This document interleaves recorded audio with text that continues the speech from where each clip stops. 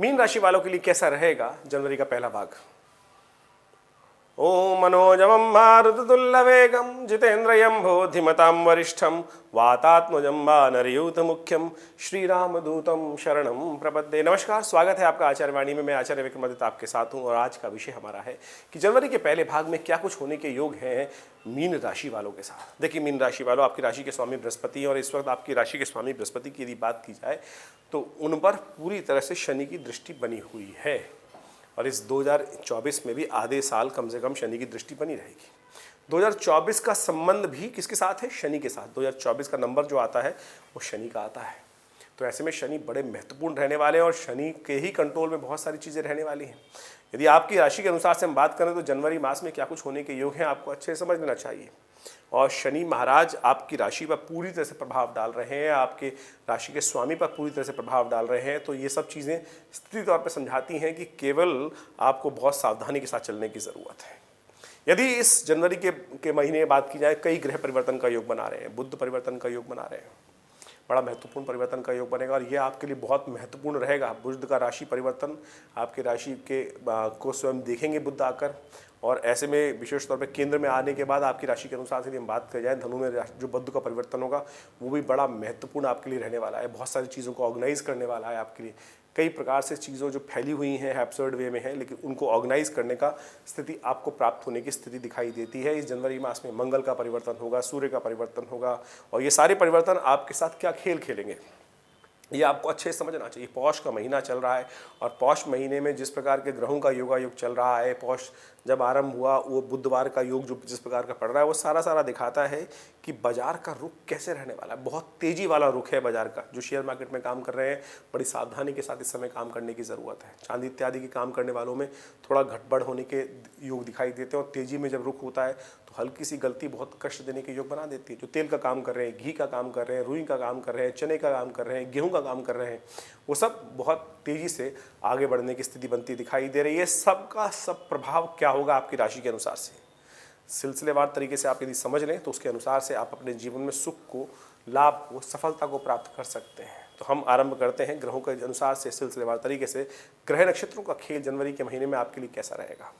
3 जनवरी के लिए ग्रहों का योग देखें तो बुधवार का अवसर है और साथ साथ सप्तमी तिथि पौष के कृष्ण पक्ष की विद्यमान है। कन्या में चंद्रमा चल रहे हैं और आपकी राशि के अनुसार से बात करें तो आपके लिए बड़ा सुंदर योग बन रहा है।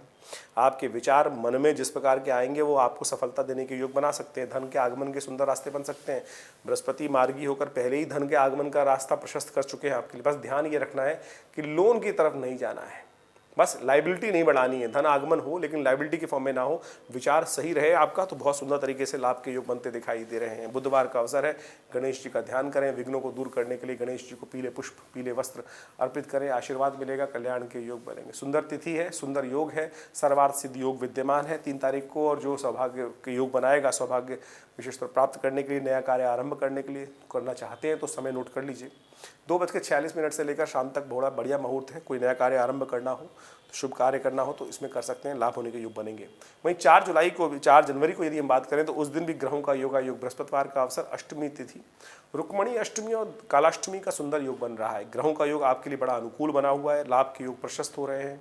सुंदर तरीके से आगे बढ़ने के मार्ग अच्छे रहेंगे और आप यदि अपनी चाल में अपने विचारों को तवज्जो देते हुए दोनों दुनिया की बातों को छोड़कर अपने विचारों पर काम करेंगे तो अच्छे से लाभ के योग अच्छे बनते दिखाई दे रहे हैं। माँ भगवती का ध्यान करें, विष्णु का ध्यान करें, भगवती के निमित्त हलवे का भोग लगाएं, कल्याण होगा।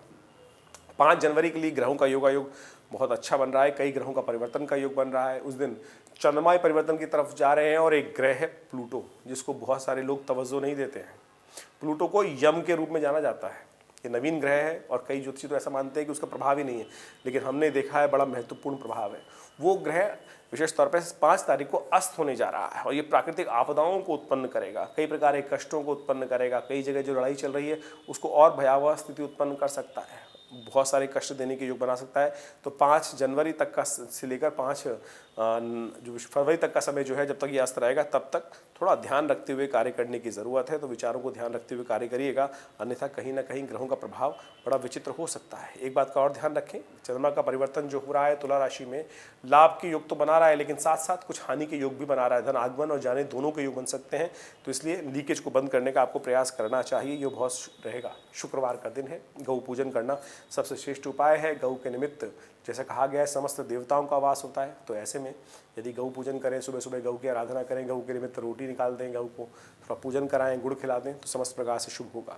6 जनवरी को शनिवार का अवसर, दशमी तिथि, और उस दिन ग्रहों का योगायोग आपके लिए दिखा रहा है न्यायोचित काम करने की ज़रूरत है। शनि महाराज जो है वो विशेष तौर पे इस वक्त आपके 12वें भाव में चल रहे हैं और विशेष तौर पे दंडाधिकारी हैं, कर्म के अनुसार से फल देने वाले हैं। हल्का सा कहीं गलती की तो फंसा देंगे, तो इस बात का ध्यान रखते हुए कार्य करें, न्याय उचित कार्य करने का प्रयास कीजिएगा। नहीं तो कहीं ना कहीं मन में ऐसा लगेगा कि आप कहीं ना कहीं सब कुछ आते हुए भी लगेगा कि मेरा आना और जाना बराबर होता दिखाई दे रहा है। ध्यान रखते हुए कार्य करें। सर्वार्थ सिद्धि योग विद्यमान है, जो सुबह 7:19 से लेकर 12:20 तक रहेगा, उसका लाभ ले सकते हैं नए कार्य को आरंभ करने के लिए। लेकिन सर्वार्थ सिद्धि योग जो शाम तक है उसका एक भी फल समझ लीजिए, उसके बाद भद्रा आ जाएगी 12:20 तक। तो 12:20 के बाद कोई नया कार्य, नया प्रोजेक्ट हाथ में मत दीजिएगा, विघ्न होंगे, कष्ट होने के योग बनेंगे। शनिवार का दिवस है, शनि को आपको अनुकूल करना पड़ेगा। शनि स्तोत्र का पाठ करें, तेल का दान करें, कष्ट दूर होने के योग बन पाएंगे। 7 जनवरी को बहुत सुंदर तिथि है। 7 जनवरी को विशेष तौर पर ग्रहों का योगायोग परिवर्तन की तरफ भी जा रहा है। धनु में जा रहे हैं बुध, और ये आपके लिए बहुत कल्याणकारी रहेंगे। चीज़ों को ऑर्गेनाइज करने में आने वाले कुछ दिनों में आप देखेंगे बहुत सारी चीज़ों को जो फैले हुई थी उनको आप ऑर्गेनाइज कर पाएंगे, चीज़ों को अच्छे से मैनेज कर पाएंगे, ये आपके लिए बहुत अच्छा है। बाकी ग्रहों के दुष्प्रभाव से बचते हुए बुध का परिवर्तन आपके लिए बड़ा महत्वपूर्ण रहने वाला है। ऐसे में ग्रहों का योगायोग भी अच्छा है। विशेष तौर पर एक बात समझें, बुध के साथ साथ चंद्रमा का भी जो योग बन रहा है वो भी आपके लिए विशेष तौर पर आपको समझने के लिए है। तो सुबह थोड़ी भारी है, शाम को परिवर्तन का योग अच्छा बनता दिखाई दे रहा है। भाग्य से बहुत सारी चीज़ों में लाभ के योग बन सकते हैं। अध्यात्म में आपका इंटरेस्ट जाग सकता है, धर्म की तरफ इच्छा जा सकती है। लेकिन ध्यान रखिएगा, धर्मपरायण आप तो रहेंगे लेकिन सामने दुर्जन जो बैठे हैं वो नुकसान देने के योग दे सकते हैं, तो उनसे बचते हुए कार्य करने की ज़रूरत है। सफला एकादशी है इस दिन, रविवार का दिवस। सफला एकादशी का योग पौष के महीने में सुंदर तरीके से कृष्ण पक्ष के एकादशी के दिन जो योग बनता है उसको सफला एकादशी बोला जाता है। और 2024 में पहली एकादशी पड़ रही है जो सफला एकादशी के नाम पे ही पड़ रही है। तो ऐसे में सुंदर तरीके से भगवान विष्णु की आराधना करें। हमने विवेकानंद योगाश्रम में इस सुंदर तिथि के दिन विष्णु यज्ञ का सुंदर आयोजन किया है, जो सुबह 8 बजे से आरंभ होगा। आप सब भी उसमें सम्मिलित हो सकते हैं, अपने नाम से आहुति की सुंदर व्यवस्था करा सकते हैं। फ़ोन नंबर्स आपके सामने स्क्रीन पर चल रहे हैं। और देखिए, यज्ञ शास्त्र कहता है यज्ञो वही विष्णु, यज्ञ ही विष्णु स्वरूप है। भगवान विष्णु का स्वरूप जो है वो यज्ञ स्वरूप माना जाता है, पवित्र माना जाता है। और यज्ञ से समस्त प्रकार के मनोरथ सिद्ध होने के योग बनते हैं, कष्ट दूर होने के योग बन जाते हैं। तो ऐसी वेलाओं में विशेष तौर पर भगवान विष्णु के मंत्र, पुरुष सूक्त मंत्र और समस्त मंत्रों से भगवान का आराधना करने का सुंदर यज्ञ रहता है। विष्णु गायत्री का यज्ञ किया जाएगा, तो आप सब लोग उसमें सम्मिलित हो सकते हैं। सादर आमंत्रण है आपको। समस्त विषयों के लिए आप फ़ोन नंबर पर संपर्क करके साध सकते हैं और समस्त विधि जान सकते हैं। 8 जनवरी को भी ग्रहों का योगायोग बड़ा अनुकूल बना हुआ है। सोमवार का अवसर, द्वादशी तिथि है, और साथ साथ सर्वार्थ सिद्धि योग का भी योग बन रहा है। और धन के लाभ के योग अच्छे बनते दिखाई दे रहे हैं। धनयुक्त कार्य करेंगे तो बहुत सुंदर तरीके से लाभ के योग बनेंगे। नया कार्य आरंभ करने के लिए दिन अच्छा है। सुबह से लेकर शाम तक सुंदर सर्वार्थ सिद्धि योग रहेगा, लाभ मिलेगा। 9 जनवरी को और 10 जनवरी को ध्यान रखिएगा, उस दिन मूल नक्षत्र, ज्येष्ठा और मूल नाम के 2 नक्षत्र रहेंगे। तो जो जातक जिनके घरों में नए जन्म ले रहे हैं उनके लिए मूल शांति माता पिताओं को अवश्य करानी चाहिए। अन्यथा कई बार मूल दोष जीवन में आगे बढ़ने के विशेष तौर पर कई विघ्न उपस्थित कर देता है। ग्रह कितने ही अच्छे हों लेकिन मूल शांति नहीं कराई है तो बहुत कष्ट होने के योग बन जाते हैं। और हमने देखा है जब मूल शांति कराई गई तो एकदम जैसे बंधा हुआ था, कष्टों से निवृत्ति नहीं हो पा रही थी और बहुत सारे कष्ट लगातार थे और उससे एकदम जीवन का फ्लो बदल गया, ऐसा हमने देखा। तो इसलिए मूल शांति को अवश्य कराने का प्रयास करना चाहिए। मंगलवार का अवसर है 9 जनवरी को और साथ साथ त्रयोदशी तिथि है। ये सुंदर योग है और जो पहला प्रदोष का योग बन रहा है वो भौम प्रदोष बन गया है। भौम प्रदोष बड़ा कल्याणकारी योग माना जाता है। ग्रहों का योगायोग आपके लिए अच्छा बना हुआ है, लाभ की स्थिति उत्पन्न कर सकता है। विश्वास जगाते हुए कार्य करें, धर्मयुक्त कार्य करेंगे तो बहुत सुंदर रहेगा आपके लिए। इसलिए भौम प्रदोष बड़ा कष्ट को निवारण करने वाला होता है। कहा जाता है कि जब जीवन में कष्ट खत्म ही ना हो रहे हो, ऋण खत्म ही ना हो रहा हो, तो ऐसे भौम प्रदोष के दिन भगवान शिव की आराधना कर लेनी चाहिए, रुद्राभिषेक कर लेना चाहिए। ऋण मुक्ति का साधन बन जाता है। ऋण मोचन स्तोत्र का पाठ कर लेना चाहिए, वो भी बड़ा कल्याणकारी योग बनाता है। और साथ साथ एक बहुत सरल तरीका है, इस कलिकाल में रामचरितमानस का पाठ मेरे सुंदरकांड के अंतर्गत आए विभीषण के जो भगवान की विशेष तौर पर भगवान के प्रति समर्पण करते हैं, वो भाव का पाठ यदि कर लिया जाए तो कहा जाता है कि समस्त प्रकार के कष्टों को निवृत्ति के योग बन जाते हैं। विभीषण को जब रावण से लात पड़ी, त्याग दिया, तो कहाँ गए? विभीषण शरणागति के रूप में वो सुंदरकांड के अंदर एक पाठ आता है जो राम सत्य संकल्प से लेकर विशेष तौर पे जहाँ संपत्ति रावण की बात की जाती है, जो संपत्ति रावण ने भगवान शंकर को 10 शीश उतार के अर्पित करके चढ़ा के अर्पित किए थे और प्राप्त की थी संपत्ति, वही भगवान शिव ने राम ने बड़े संकोच भाव से विभीषण को प्राप्त करती। तो ये सुंदरकांड का जो पाठ कर लेते हैं ना, इस सूत्र में कहा जाता है कि ऋण निवृत्ति के सुंदर रोग बन जाते हैं। हमने यही सोचते हुए विवेकानंद योगाश्रम में इस दिन सुंदरकांड का सुंदर पाठ आश्रम पे रखा है। आप भी उसमें सम्मिलित हो सकते हैं और शाम को 6 बजे से लेकर रात के 9-10 बजे तक ये सुंदर कार्यक्रम रहेगा। हनुमान जी को चोला चढ़ाया जाएगा।